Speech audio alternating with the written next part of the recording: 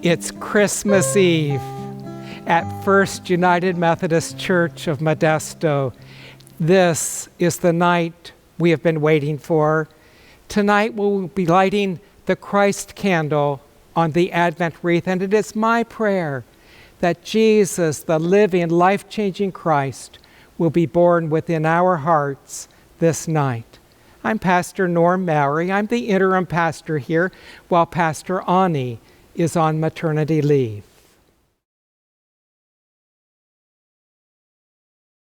Howard Thurman wrote, "When the song of the angels is stilled, when the star in the sky is gone, when the kings and the princes are home, when the shepherds are back with their flocks, the work of Christmas begins to find the lost, to heal the broken, to feed the hungry, to release the prisoner, to rebuild the nations, to bring peace among the people, to make music in the heart."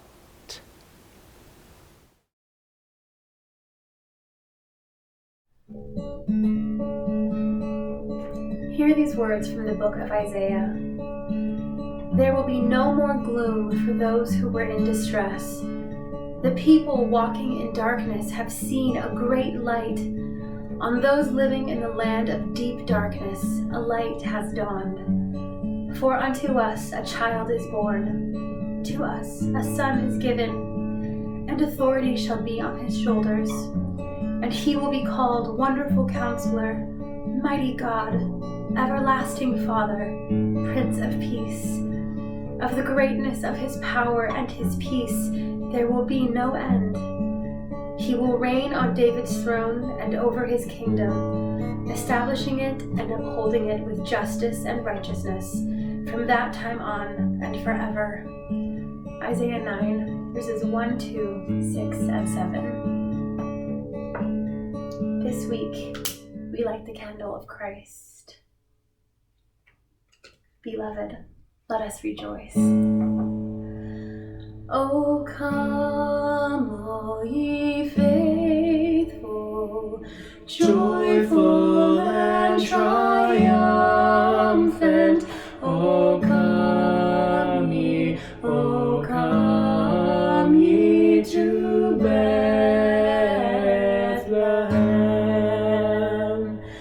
Come and behold him, born the King of angels. Oh, come, let us adore him. Oh, come, let us adore him.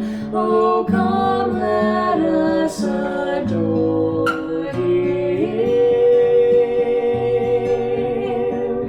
Christ the Lord.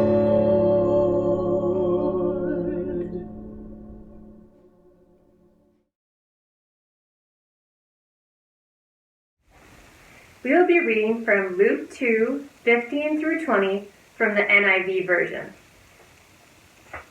When the angels had left them and gone into heaven, the shepherds said to one another, "Let's go to Bethlehem and see this thing that has happened, which the Lord has told us about." So they hurried off and found Mary and Joseph and the baby, who was lying in the manger. When they had seen him, they spread the word concerning that what had been told them about the child. And all who heard it were amazed at what the shepherds had said to them. Then Mary treasured up all these things and pondered them in her heart. The shepherds returned, glorifying and praising God for all the things they had heard and seen, which were just as they had been told.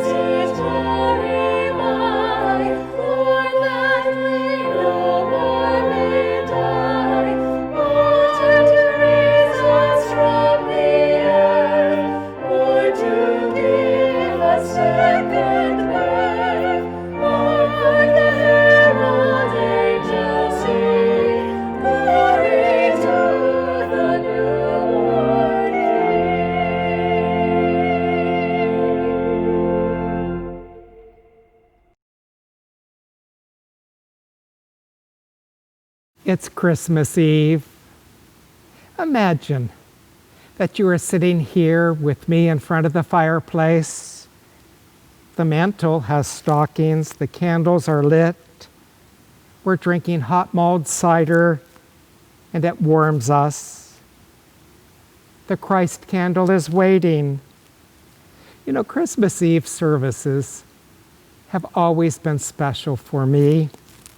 Some Christmas Eve, I've had 5 different worship services, a children's service, a family service, a communion service, and 2 back-to-back candlelight services. And many years, the sanctuary was jam-packed. And I would go home after midnight and sit in front of the Christmas tree. The family would all be asleep. And I would just relish the moment and feel the joy deep within my soul. Tonight, I'd like us just to recall some memories together. I would love to hear your memories of your favorite Christmas Eve or Eves or traditions that you've experienced as a family. One Christmas Eve, when I was pastor in Carmel, California, and we had several worship services. It was a foggy night. And between services, I decided to take a walk up Lincoln Street toward Ocean Avenue, just enjoying the beauty of what I saw. And I walked by Sadie's bar that is in the same block as our church. And I heard somebody singing in the back of the bar, "Amazing Grace, how sweet the sound." So I went into the bar, introduced myself as the pastor at the church up the street, and I invited Miles Williams, the soloist, to come and sing at our church for our midnight service, and he did, and he came for many years after that. That's one of my memories. I'm sure you have other memories. Gender reveal parties have become popular. They're a way to celebrate the birth of a baby. Some gender reveal parties get kind of out of hand, and perhaps you remember that in 2017 there was a gender reveal party in Southern California, and the proud-to-be dad shot off a gun and started a forest fire that did a lot of damage and burned down a lot of homes. Christmas is about celebrating the birth of a new baby. Often we miss the real meaning of the event. We forget what it was really all about. It was the most important reveal in history. It was when God revealed the coming arrival of Jesus, and the announcement isn't just, "It's a boy." It's an announcement about his purpose. It's the announcement that God has broken into a broken world. It's the announcement that God has rebooted humanity. Not only is Jesus revealed as the world's true Savior, it's also the revelation that we too can be reborn. This is the good news that cannot be contained. This is the good news of the gospel. This is the good news that it doesn't matter where you come from, where you were born, what the circumstances were. It doesn't matter what your past looks like, what sins you've committed, what hurts or brokenness you have in your life. The good news is that Christ has come to offer you a new birth, a new beginning. The Savior of the world has been revealed. His coming was quietly revealed to Isaiah, who celebrated him as a child born for us, a son given for us. He is the wonderful Counselor, mighty God, everlasting Father, the Prince of Peace. And that Savior reveals to us how we too can be revealed as people made new by his love. that's worth celebrating. Merry Christmas. We thank you, O God, for Christmas. Grant that we may be grateful enough to keep it, not for a day, but always. In the name of Christ, whose coming is a mystery, whose life is a miracle, whose ministry in word and deed is salvation, and whose presence is now our highest hope. Amen.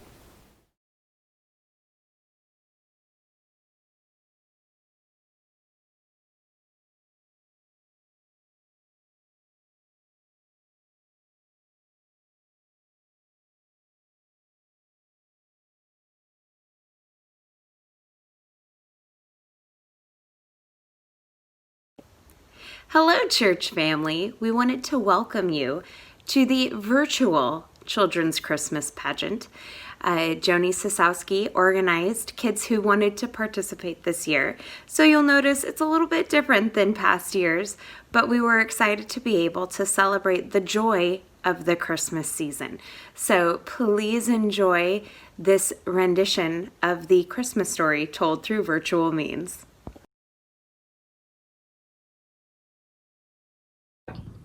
Mary's Joy, Luke 1:26-38, 46-56. A long time ago in a town called Nazareth lived a young woman named Mary. Mary was engaged to a carpenter named Joseph. One day, as Mary was going about her chores, an angel appeared. The angel Gabriel told Mary that God had honored her and she would have a son and she would name him Jesus. At first, Mary was confused and afraid. Gabriel told Mary not to be afraid and that Jesus would be holy. Mary was happy and sang with joy, "With all my heart I glorify the Lord." My favorite part is when Mary sang with joy, "With all my heart I glorify the Lord." Faith word, joy, a feeling of gratitude and happiness.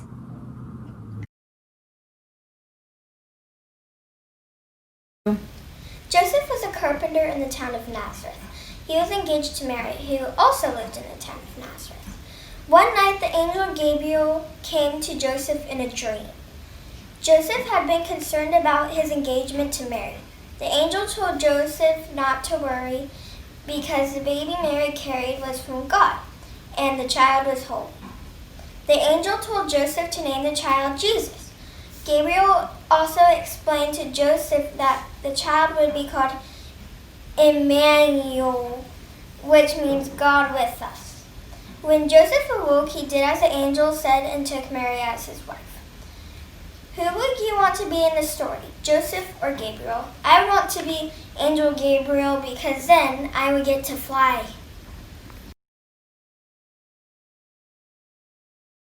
Today I will read to you the story of the birth of Jesus found in the Gospel of Luke, chapter 2, verses 1-7. In those days, Caesar Augustus issued a decree that a census should be taken of the entire Roman world, and everyone went to his own town to register. So Joseph also went up from the town of Nazareth in Galilee to Judea, to Bethlehem, the town of David, because he belonged to the house and line of David. He went there to register with Mary, and was pledged to be married to him and was expecting a child. While they were there, the time came for the baby to be born, and she gave birth to her firstborn, a son.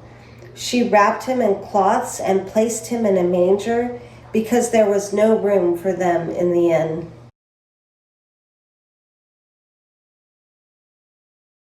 After Jesus was born, another angel appeared to the shepherds who were watching their sheep.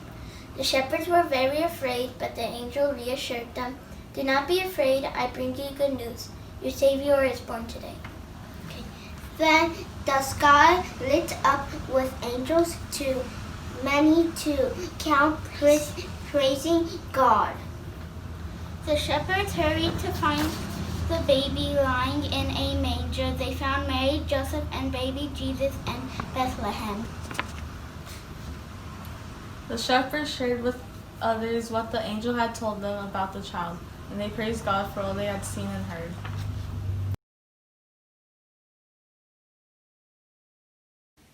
The Magi were probably men from the east who studied the stars.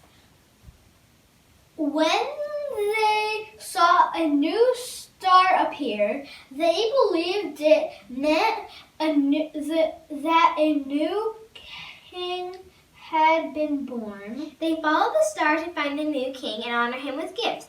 King Herod was also interested in the new king and asked the Magi to let him know where they found this child. The Magi found the child, Jesus, at home with his mother, Mary. Overjoyed, the Magi fell to their knees and honored the child with gifts. What gifts would you bring to Jesus? I would probably give Jesus a blanket. I would give Jesus a card and a yo-yo.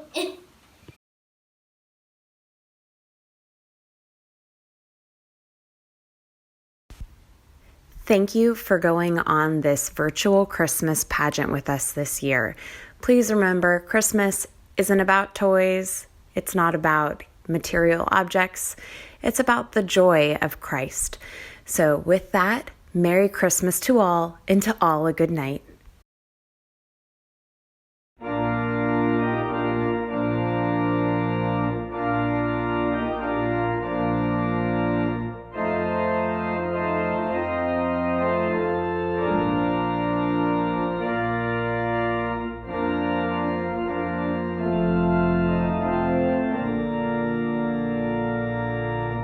Silent night, holy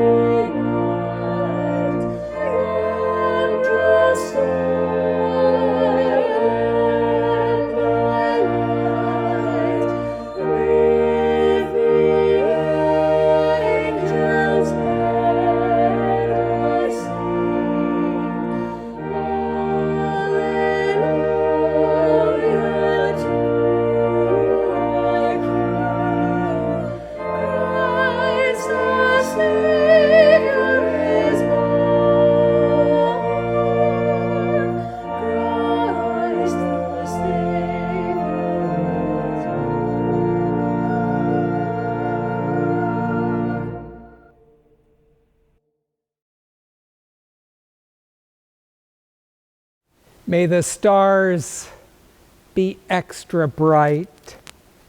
May the song of the angels be clear. May the love of God hold you tonight, and may God bring joy to you and all who are near. Amen.